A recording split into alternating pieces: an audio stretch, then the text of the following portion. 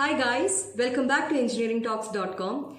We started off the previous video with the introduction to inverse Laplace transforms and method of partial fractions. In this video, we'll see how we can find the inverse of different functions using this method of partial fractions. So happy learning, and don't forget to like, share, subscribe and press the bell icon. Let's see how we can find the inverse Laplace transforms of some of the functions using the method of partial fractions. So the first function we have here is 3s plus 1 by s minus 1 into s square plus 1. In the previous video, I taught you how to split a function into partial fractions before taking the inverse Laplace transforms of those functions. So for splitting a function into partial fractions, we should first consider the factors present in the denominator of that particular function. Depending upon whether we have a non-repeating linear factor or a non-repeating quadratic factor or a repeating linear factor or a repeating quadratic factor in the denominator, this splitting of the function into partial fractions varies. So let's consider this example. We have 3s plus 1 by s minus 1 into s square plus 1. So let's look at the factors present in the denominator. We have s minus 1 and s square plus 1. This s minus 1 is a non-repeating linear factor and s square plus 1 is a non-repeating quadratic factor. So in the previous video, we saw how to split the function based upon the factors. So if we have a non-repeating linear factor, partial fraction takes the form a by s minus 1. And if we have a non-repeating quadratic factor like s square plus 1, the partial fraction takes the form bs plus c by s square plus 1, where a, b, c are constants. Now we have to make the denominators equal on both sides of the equation. For that we will cross multiply. So it becomes a into s square plus 1 plus bs plus c into s minus 1 by s minus 1 into s square plus 1. Adding the brackets and rearranging in terms of s square, s and constants, we'll get it as 3s plus 1 is equal to a plus b into s square plus c minus b into s plus a minus c. Now what should we do in order to get the values of unknown constants a, b, c? We have to equate the powers of s and constant values on both sides of the equation.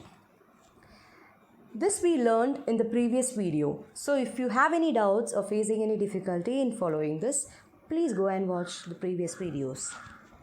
So first let's equate the coefficients of s square on both sides of the equation. On LHS we can see there are no s square terms, so we can put it as 0. On RHS we have a plus b as a coefficient of s square, so 0 is equal to a plus b. This will be the first equation.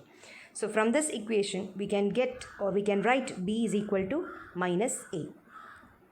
Now let's equate the coefficients of s on both sides of the equation. On LHS, we have 3 as the coefficient of s. So put it as 3 here.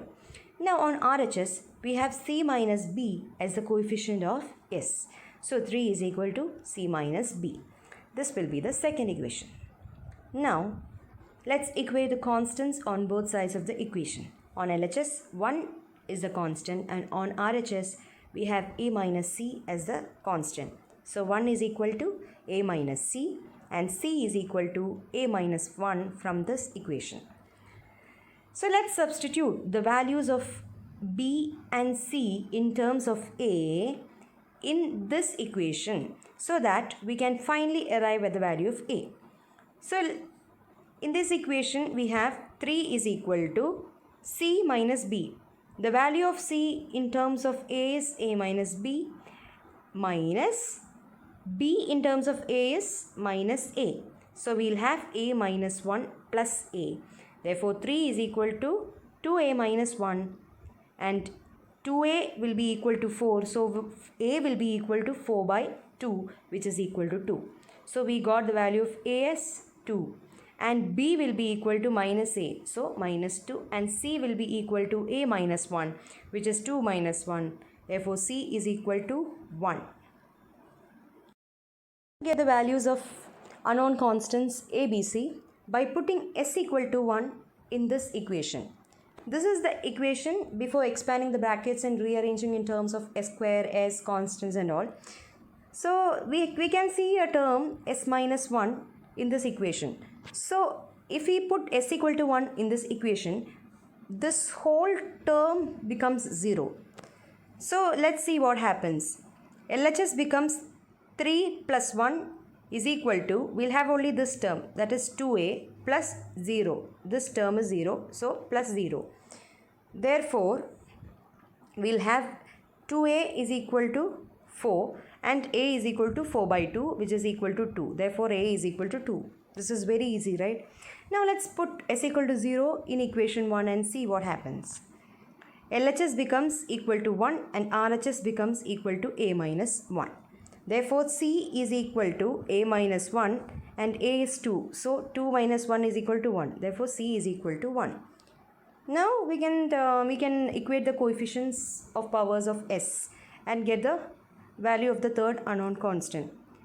So, let's equate the coefficients of S square on both sides of the equation. LHS will be 0 because we don't have any S square terms on LHS. And on RHS, we'll have A plus B. Therefore, B is equal to minus A and B is equal to minus 2. The final step, that is finding out the inverse Laplace transform of the function. Laplace inverse of 3s plus 1 by s minus 1 into s square plus 1 is equal to Laplace inverse of a by s minus 1 plus bs plus c by s square plus 1.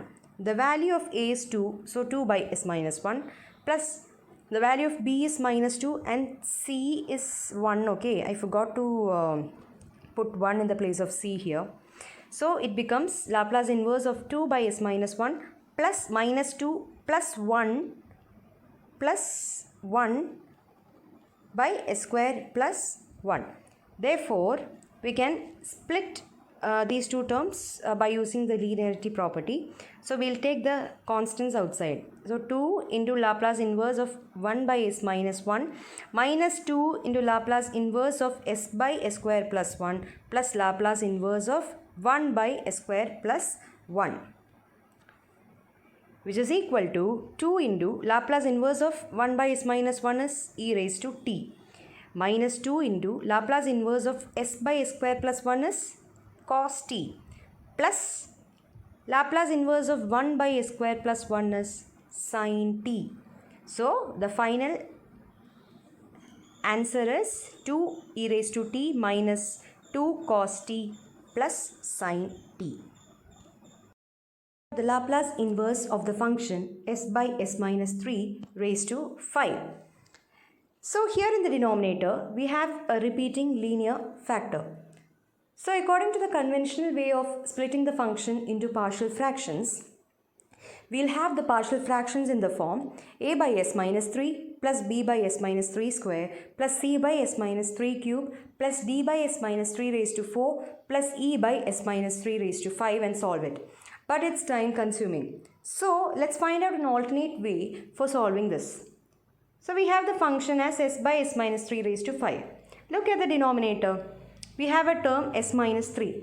So let's convert the numerator in terms of this term, that is s minus 3. So we can rewrite the numerator as s minus 3 plus 3. It's effectively s. So we can rewrite it as s minus 3 plus 3 by s minus 3 raised to 5. And we can split these two terms and write it as s minus 3 by s minus 3 raised to 5, which is 1 by s minus 3 raised to 4 plus 3 by s minus 3 raised to 5. Now we can take the inverse Laplace transforms of these two terms separately. That is Laplace inverse of 1 by s minus 3 raised to 4 plus 3 into Laplace inverse of 1 by s minus 3 raised to 5. Now here we have s minus 3 in the place of s, and this is due to e raised to 3t. This is the first shifting property. If you have any doubt, please watch the previous videos. So e raised to 3t Laplace inverse of 1 by s raised to 4 plus 3 e raised to 3t Laplace inverse of 1 by s raised to 5. Now Laplace inverse of 1 by s raised to 4, that is Laplace inverse of 1 by s raised to n is t raised to n minus 1 by n minus 1 factorial. So e raised to 3t t cube by 3 factorial plus 3 e raised to t raised to 4 by 4 factorial, because Laplace inverse of 1 by s raised to 5 is t raised to 4 by 4 factorial. So we will get it as e raised to 3t t cube by 6 plus 3 e raised to t raised to 4 by 24. 3 factorial is 6 and 4 factorial is 24. Now let's cross multiply, or let's make the denominator 24. So we will get it as 4 e raised to 3t t cube plus 3 e raised to 3t t raised to 4 by 24. Therefore e raised to 3t t cube into 4 plus 3t by 24, and this is the final answer.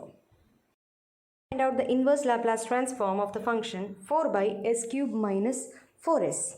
We can write the function 4 by s cube minus 4s as 4 by s into s square minus 4, right?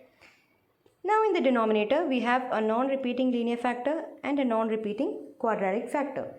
Now we can split this function into partial fractions like this, that is a by s plus bs plus c by s square minus 4.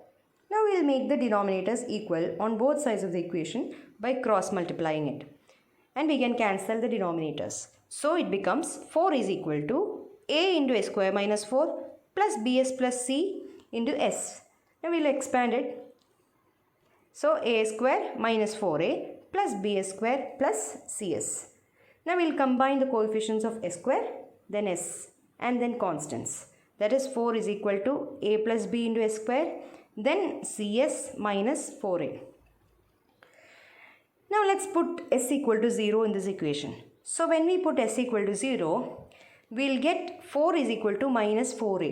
So a is equal to minus 1. Now let's equate the coefficients of s. So 0 is equal to c. So we got the value of c also. Now let's equate the coefficients of s square. 0 is equal to a plus b. Therefore b is equal to minus a. But a is minus 1. So b is equal to 1. Now we got the values of unknown constants a, b and c. Substitute the values of the constants a, b, c and find out the inverse Laplace transform. So Laplace inverse of 4 by s cube minus 4s is equal to Laplace inverse of minus 1 by s plus s by s square minus 4. Now we'll split and find out the inverse Laplace transform of these two terms using the linearity property. So minus Laplace inverse of 1 by s plus Laplace inverse of s by s square minus 4.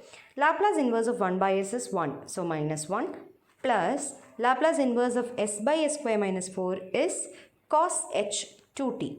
So cos h 2t minus 1 is the final answer. Please do like, share, subscribe and press the bell icon. Thank you.